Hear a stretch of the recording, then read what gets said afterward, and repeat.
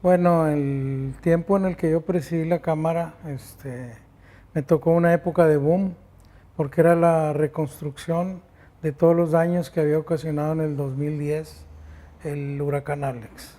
Entonces, pues había muchísimos frentes de trabajo donde todos los compañeros afiliados a Cámara estuvimos trabajando con bastantes frentes, reconstruyendo el Estado. Pues, ¿qué te diré? Había muchos porque en todos lados había daños muy graves a la infraestructura del Estado, sobre todo a la infraestructura vial. Fue cuando pues, se cambió el sentido de Morones Prieto y Constitución, el famoso pa' allá y pa' acá que le llamaron. Hubo mucha crítica y a final de cuentas, pues aquí lo tenemos enfrente operando perfectamente. Entre otras cosas, pues las zonas rurales, había algunas que quedaron incomunicadas y se otorgaron contratos sin licitación para poder atender de inmediato las necesidades que tenían las comunidades rurales en ese momento, sobre todo las comunidades rurales. No tenían acceso a que les llegaran insumos y servicios, entonces pues fue lo primero que atendimos. Yo creo que hubo alrededor de 300 puentes dañados en lo que es el estado de Nuevo León y se sacaron las obras, pues no sé, en un par de años estaba todo terminado. Y todos los compañeros estuvimos pues cooperando con el estado y ¿cómo le diré? Para que eso se hiciera a la brevedad posible. Cuando se diseñaron los nuevos puentes sobre los arroyos o sobre los ríos rurales, se verificó que se habían dañado seriamente porque los anchos de los puentes, como se habían proyectado inicialmente, no cumplían para poder no volver a ser ya dañados en un huracán como el Alex. Entonces, todos se hicieron más anchos, con áreas hidráulicas más amplias para poder cubrir una eventualidad de ese tipo en su momento, que a la fecha no se ha dado, gracias a Dios. Pero en Nuevo León siempre es cíclico, aproximadamente cada 25 años cuando ocurre un huracán de esta envergadura.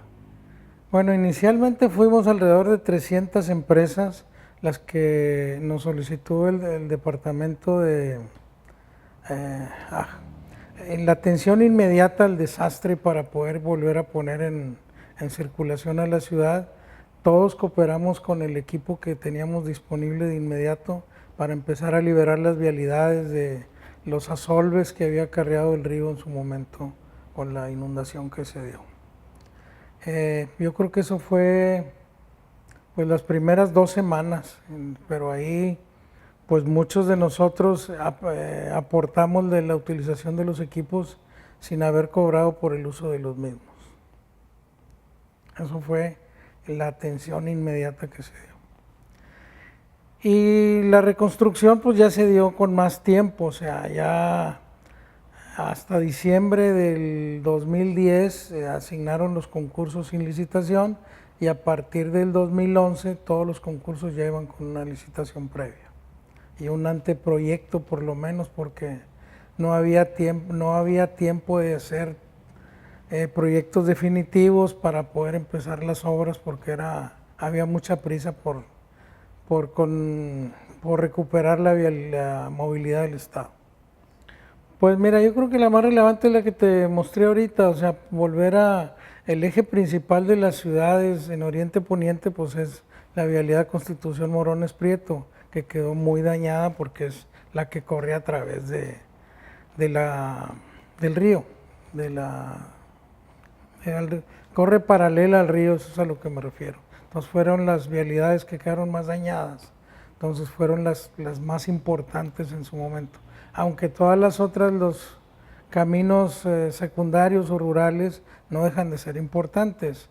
Hubo también serios daños en algunas colonias como Cumbres, donde el agua bajó de algunos arroyos a través de las calles y quedaron muy dañadas algunas que también se recuperaron muy, muy rápidamente.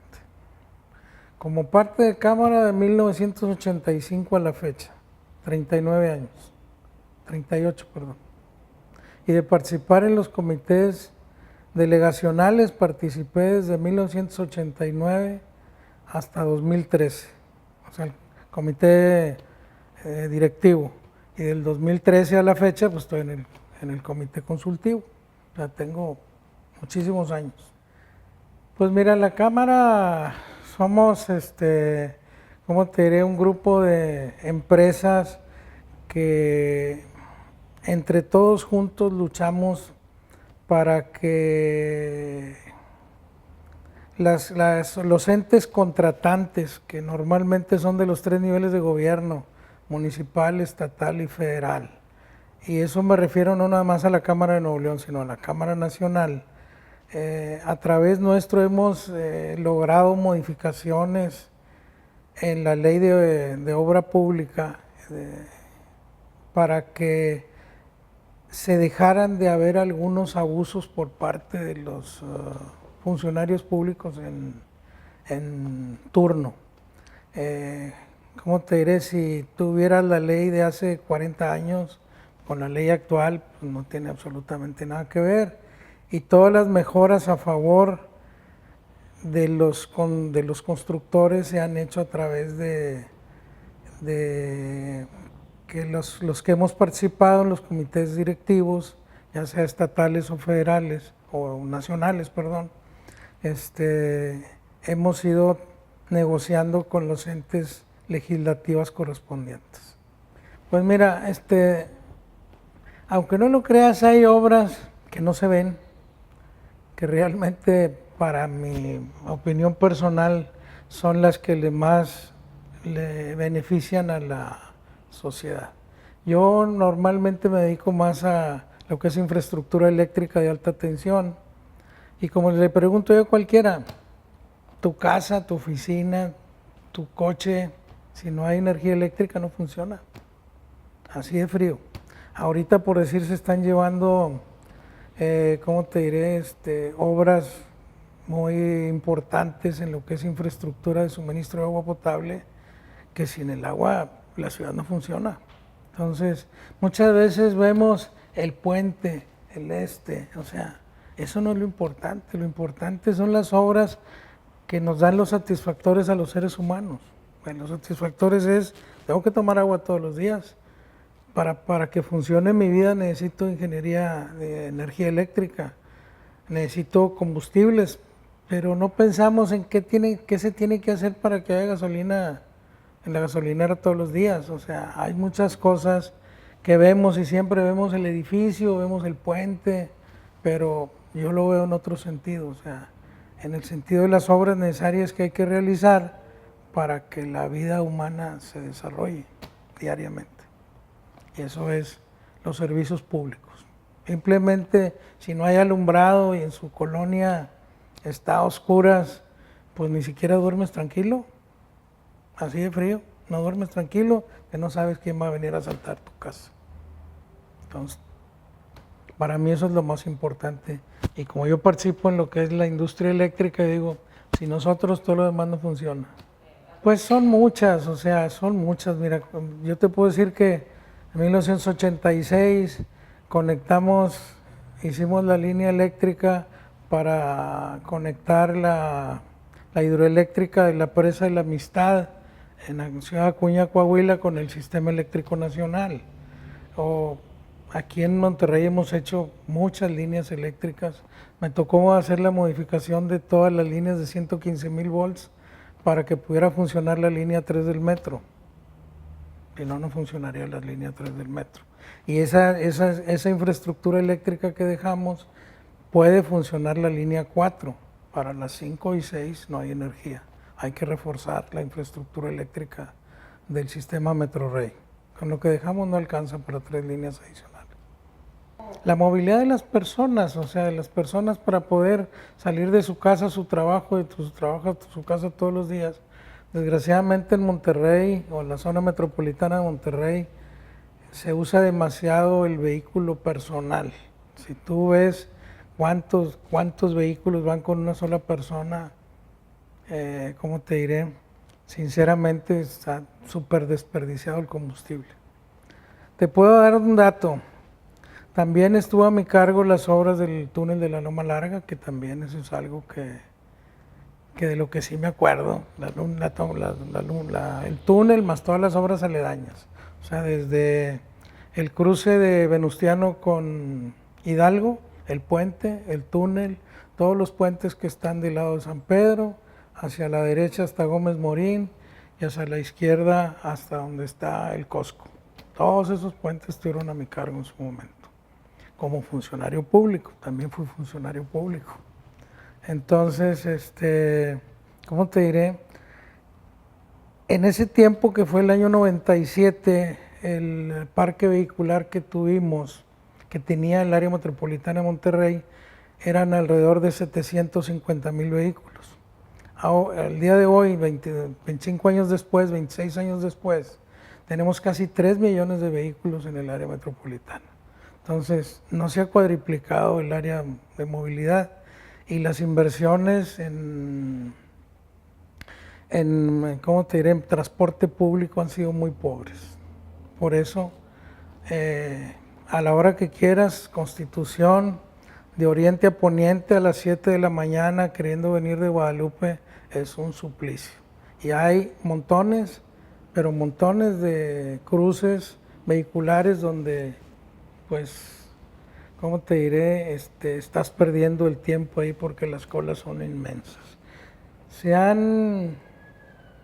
le han hecho muchos mejoralitos, como digo yo, pero la planeación de la movilidad del Estado ha sido muy pobre en inversiones. Yo creo que el transporte público se debe mejorar a través del metro, aunque desgraciadamente a las direcciones que van las nuevas líneas no creo que sean las más adecuadas. Por decir, y lo dije alguna vez a algún funcionario y ni siquiera me hizo caso del metro, pues yo prefiero que en lugar de mandar un metro de la estación aquí donde está el hospital del Seguro Social a Miravalle, pues mejor la mando de la, ¿cómo se llama?, de la Expo hasta Villa Juárez. Y ahí va a haber muchísimos más usuarios. Y es mucho más fácil la obra porque pues la avenida está limpiecita, pero me dijeron que los planes eran otros. Sinceramente no entiendo. ¿O para qué quiero mandar una línea hacia la Estanzuela cuando no voy a tener usuarios? O voy a tener usuarios muy poquitos comparados contra mandar las inversiones hacia las áreas populares, que son los que usan realmente el metro. La gente que vive en la Estanzuela o en Country o en Tecnológico difícilmente van a usar el metro, difícilmente. Y además tengo todo el problema social de que la gente no lo quiere. Entonces, si yo lo mando a esas zonas, pues la gente va a dar brincos de gusto porque pues va a decir, me voy a ahorrar una hora. Y otra cosa que también creo que no se ha hecho es que muy poca gente entiende que el desarrollo urbano de un área metropolitana como Monterrey es la base o la planeación del desarrollo urbano de una zona metropolitana como Monterrey. Es la base para el desarrollo social de la ciudad. ¿Cómo te diré? Tú imagínate que vives en Guadalupe y trabajas en Santa Catarina. Pues para ir de Guadalupe a Santa Catarina te vas a echar 3 horas. O sea, así está de gente que usa 3 horas de camino para llegar al trabajo y 3 horas de camino para regresar. Entonces, ¿qué pasa con las familias? Pues el papá nunca ve a sus hijos. Sale a las 5 de la mañana de su casa y llega a las 8 o 9 de la noche a su casa. O sea, llega tan cansado que lo que quiere es dormir. Y los hijos andan sueltos. Y además de que andan sueltos, pues hay muchísimos gente que lo está invitando a dedicarse a otra cosa. Entonces, yo creo que cuando se planeó la ciudad estaba mal porque pues los desarrollos están en Suazua o en Ciénega de Flores, pero no hay trabajo en esa zona. Entonces, ¿de qué sirve que haga 1 millón de casas en esa parte si la gente que vive ahí no tiene manera de trabajar en un área cercana? Se hizo a principios de los 90 se hizo ¿cómo se dice? Un intento de lo que era hacer un subcentro urbano. ¿Cómo se llama? En el área de Sendero. Pero eso lo hizo Sócrates. Y de Sócrates para acá, nadie lo ha vuelto a intentar.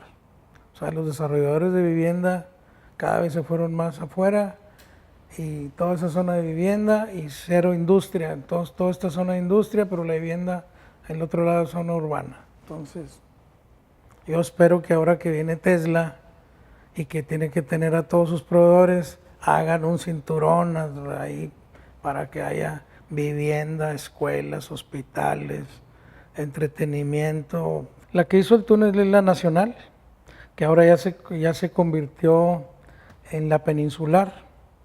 El dueño en ese momento era el ingeniero Sergio Ginich, que fue presidente nacional de esta Cámara, con anterioridad a esa fecha. Y ahorita el dueño es el ingeniero Jorge Janrón, por eso le cambió de la Nacional a la Peninsular, y son los que asociados con Dicusa están construyendo la presa ahorita allá en Montemorelos, la presa Libertad. La Nacional también construyó todo el bordo de que nos tenemos agua el día de hoy. O sea, el Cuchillo. Todo el bordo del Cuchillo lo construyó la Nacional también. En ese tiempo, en tiempos del ingeniero Sergio Ginich. Bueno, la verdad no sé por qué se le asignó en su momento, pero te digo, será es una de las empresas más grandes en construcción de presas en el país. Digo, ya no es de los Ginich, ahora es de los Janrón. Pero ellos construyeron el Cuchillo y ellos están construyendo la presa Libertad. Pero la Libertad están asociados con una empresa regia que es Dicusa. Eso están en proceso todavía. Pues mira, ¿qué te iba a decir? Sí, como teníamos muchos contratos entre todos, y el anterior presidente a mí, que fue Carlos Maiz, instituyó que nos retuvieran el 1 al millar de cada peso facturado. A mí me tocó, o sea, lo tramitó Carlos, y lo digo claramente, él fue el que lo promovió y el que lo hizo, pero cuando yo llegué, pues fue cuando empezó a llegar dinero de ese monto.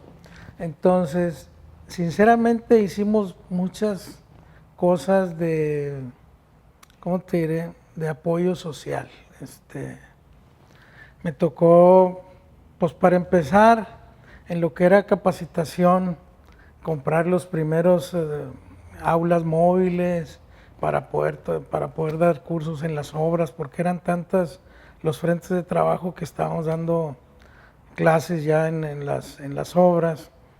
Y en lo social, te digo, hicimos cursos para mucha gente de muy escasos recursos y muchas mujeres. Entonces, dábamos cursos de plomería, de soldadura, pero ya en las colonias populares. Había un lugar donde dimos clases de albañilería en el Realito. No sé si es una colonia de muy escasos recursos en Guadalupe, pero por decir, dábamos clases de que hagas un muro de bloc, pero vas y hácelo en la casa de doña Juanita, para que ese muro donde estás ahí tú enseñándote se quede como parte de la casa de doña Juanita. Entonces, ese tipo de cosas me tocó hacer. Donamos muchas sillas de ruedas, muchos bastones, muchos lentes, porque teníamos ingresos considerables en su momento. Ahorita la Cámara en este momento de Nuevo León debe tener alrededor de 300 socios nosotros traíamos más o menos 450 socios. Entonces, y los ingresos eran mayores porque las facturaciones eran mayores por los recursos que habían llegado para la reconstrucción del Estado. Pero, no sé, ayudé a mucha gente y eso sí me queda como, ¿cómo te diré? A gente desconocida. Nosotros llegábamos y tú, alcalde, repártelos. O sea, no, o sea, hacíamos una entrega, ¿cómo te diré? Física a una o dos personas, por decir una silla de ruedas, pero aquí te dejo 100, ya que el DIF municipal las haga los repartos correspondientes. Y por decir, en los inviernos, 2 inviernos que nos tocaron, también pasamos la charola para poder, ¿cómo se llama? Comprar cobijas, pero sí las compramos. Esas sí fueron de a de veras. Y las entregábamos de forma física al gobierno del estado, a la señora Greta de Medina en su momento. Y ellos ya lo repartían en la zona del sur, pero nosotros ya no participábamos en el reparto. Pero no entregábamos dinero, entregábamos las cobijas de manera física. No sé si se haga últimamente en estos años, pero pues sí teníamos recursos y los recursos los utilizamos en apoyo a la gente de menos, más necesitada, por llamarle de alguna manera. Pues mira, muchas cosas. O sea, otra cosa en lo que yo también fui, desde antes de que fuera presidente, siempre tenía la industria de la construcción el primer lugar en muertes en el área de trabajo. Siempre industria tal. La que más muertes tiene en Nuevo León es la industria de la construcción. Entonces implementamos, entre otras personas y un servidor, todo lo que fue seguridad e higiene, los cursos de seguridad e higiene que no se daban. Y empezamos junto con Protección Civil del Estado a empezar a poner reglas de qué te había que hacer mínimo en las obras, la exigencia mínima. En ese tiempo el secretario del Trabajo era Pedro Pablo, cuando yo era presidente ya, Pedro Pablo Treviño, y que somos parientes lejanos, que no tiene nada que ver eso, pero oye Pedro, ¿cómo ves si hacemos esto y esto y esto y esto? Hicimos un plan y la Secretaría del Trabajo empezó a exigir algunas cosas adicionales en lo que era seguridad industrial dentro de las obras. Sobre todo en las obras ya de más altura, porque, ¿cómo te diré? Entre más altura haya, pues más riesgos de trabajo hay para el personal obrero. Y aunque no lo creas, hay rubros en los que hay accidentes fatales y son cosas que no son ni siquiera tan difíciles. O sea, teníamos problemas con los impermeabilizadores, teníamos problemas con los pintores. ¿Por qué? Pues estás pintando una fachada, está la línea eléctrica, no se veían, no sé si has visto ahora que los cables les ponen unas cosas anaranjadas, no se ponían. Entonces ahora ya si quieres hacer el trabajo, ya tienes que colocar ese tipo de protecciones, y con eso pasamos de ser el último lugar, hasta cuando yo estuve, el antepenúltimo. O sea, subimos por lo menos 2 o 3 lugares. Pero sí teníamos, también te puedo decir, entre 20 y 25 accidentes fatales anuales y lo bajamos a la mitad. Entonces, ¿cuánto cuesta una vida? Me invitaron a una subasta que hicieron los hijos del licenciado Colosio, creo que fue en el 2019, creo. No sé si viene por ahí. Pero bueno, creo que sí. Donde Luis Donaldo, el alcalde actual de Monterrey, y su hermana, tenían muchas cosas que eran de sus papás en una bodega, que pues las almacenaron ahí después de que sus papás mueren y ellos eran unos niños. Entonces, el dinero que se recaudó de todo esto, eran, no sé, 1000 cosas o 1000 y pico de artículos que se subastaron, se donó para las mujeres con el tipo de cáncer que tenía la mamá de ellos y del cual falleció. Entonces, convocaron a una empresa subastadora, a mí me invitan, entonces yo voy ahí y veo esta cuchara que traía el signo de la Cámara Nacional de la Industria de la Construcción, porque en ese momento no era la Cámara Mexicana, era creo que secretario de, ¿qué? De Desarrollo, no me acuerdo exactamente el puesto, del licenciado Colosio en su momento. Yo la compro y le digo, pues está muy bonita, prefiero que la vea más gente en lugar de nomás verla yo.